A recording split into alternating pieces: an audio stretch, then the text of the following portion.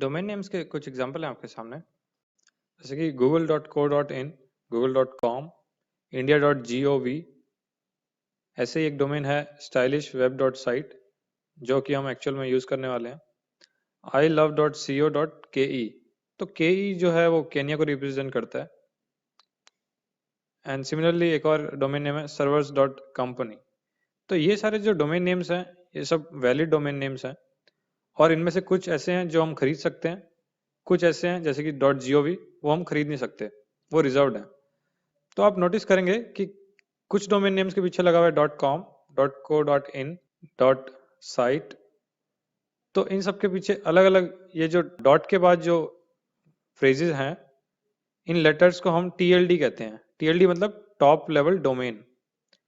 तो ये सारे जो डॉट के बाद जो चीज़ें आती हैं, ये सारे TLDs अलग अलग चीज़ें रिप्रेजेंट करते हैं। तो .com, .in, .org या फिर .info आपने सुना होगा, इन सबको हम कहते हैं GTLD, मतलब जेनरिक टॉप लेवल डोमेन्स। कुछ कुछ के पीछे आप देखेंगे कि .de लगता है या .it लगता है या .in लगता है या .भारत लगता है। तो ये सारे होते हैं country code top level domains, यानी CCTLDs। तो ये कुछ क्लासिफिकेशन है TLD का, GTLD और CCTLD, और भी अलग टाइप के होते हैं, आप पढ़ सकते हैं विकिपीडिया से।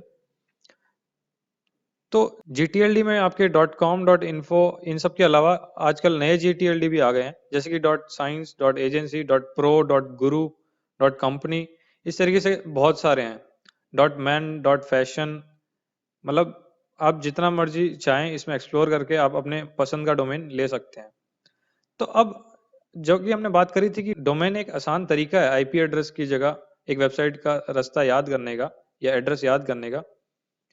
तो डोमेन नेम्स को IP एड्रेस में कन्वर्ट करने का जो मैकेनिज्म होता है कि हम अगर अपने ब्राउजर में google.co.in लिख रहे हैं, तो रिजल्ट में आपको जो IP एड्रेस आ रहा है वो कैसे आ रहा है, या उस आप कंप्यूटर से कनेक्ट कैसे कर पा रहे हैं, तो उसका एक मैकेनिज्म होता है, यानी एक जरिया होता है।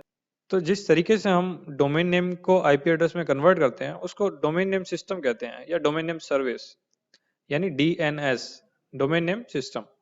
उससे क्या होता है, वो सिस्टम क्या सिस्टम है, आपके किसी भी डोमेन नेम को IP एड्रेस में कन्वर्ट करता है। तो थोड़ा सा उसका वर्किंग समझते हैं कि एक्चुअल में काम कैसे करता है।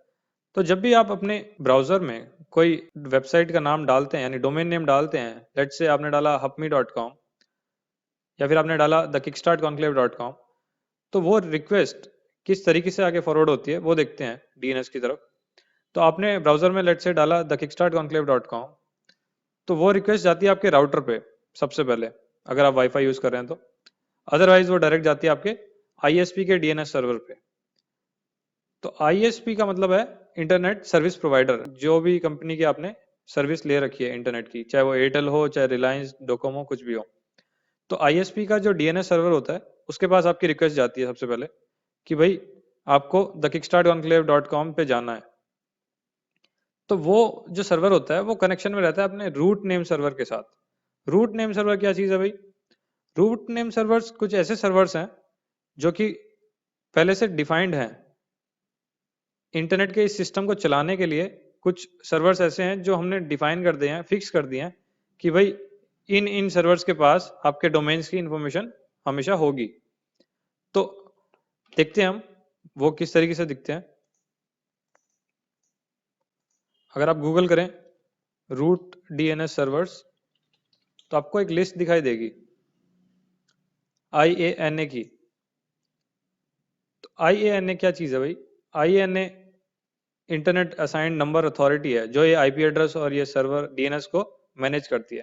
तो ये कुछ रूट सर्वर्स हैं जो दुनिया के अलग अलग जगहों पे रेडी बैठे हैं, जो आपकी क्वेरी का रिप्लाई देंगे, यानी DNS का आपके डोमेन को IP में कन्वर्ट करने के लिए ये सारे डोमेन्स का एक लिस्ट बना के रखते हैं अपने पास।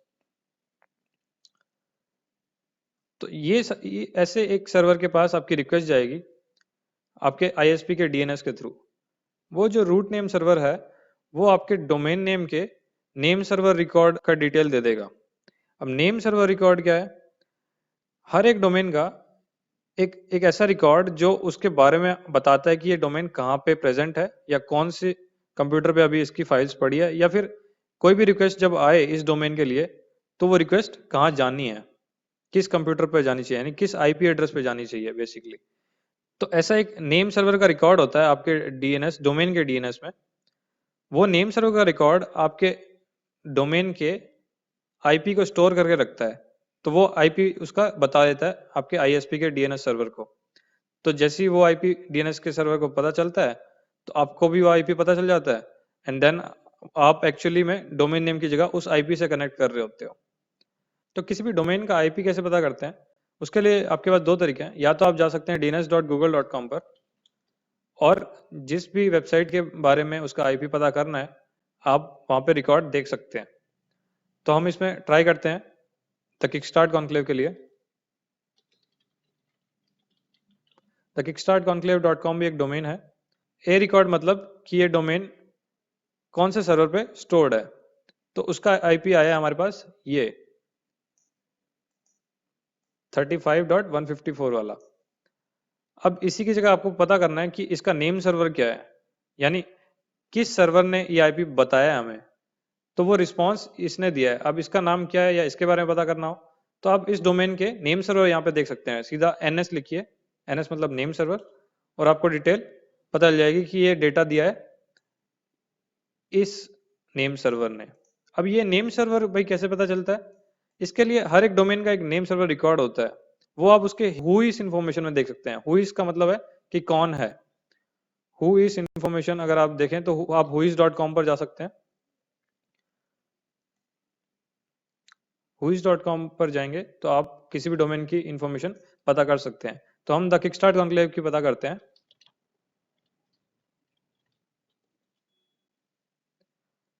तो ये इंफॉर्मेशन हर एक डोमेन की आप ऐसे पता कर सकते हैं। तो यहाँ पर इसका रजिस्ट्रेशन डेट आपको पता चल रहा है कि भाई ये 2018 21 मई को हमने रजिस्टर किया था और एक्सपायर हो जाएगा अगले साल 2019 में। इसके नेम सर्वर आप देख रहे हैं यहाँ पे लिखे हुए हैं, स्टैक पाथ डीएनएस हम यूज कर रहे हैं। तो ये डीएनएस इसका यहाँ लिखा हुआ है। तो ये नेम सर्वर आपको बताएगा कि ये एक्चुअल में वेबसाइट हमेशा स्टोर्ड कहाँ है। तो अभी हमारे पास इसके लिए आंसर ये आ रहा है, ये आईपी एड्रेस। दूसरा तरीका किसी भी डोमेन का आईपी एड्रेस पता करने का वो ये है कि आप अपना CMD यानी कमांड प्रॉम्प्ट खोलेंगे, विंडोज दबाकर CMD आप लिखेंगे। तो इस कमांड प्रॉम्प्ट में आप पिंग कमांड यूज कर सकते हैं। आप लिखेंगे पिंग और जिस भी डोमेन के बारे में आपको पता करना है, जैसे कि thekickstartconclave.com। तो ये आपको रिजल्ट में रिप्लाई आ गया है इस आईपी एड्रेस से। तो इसका मतलब है कि ये डोमेन इस आईपी को रिप्रेजेंट करता है।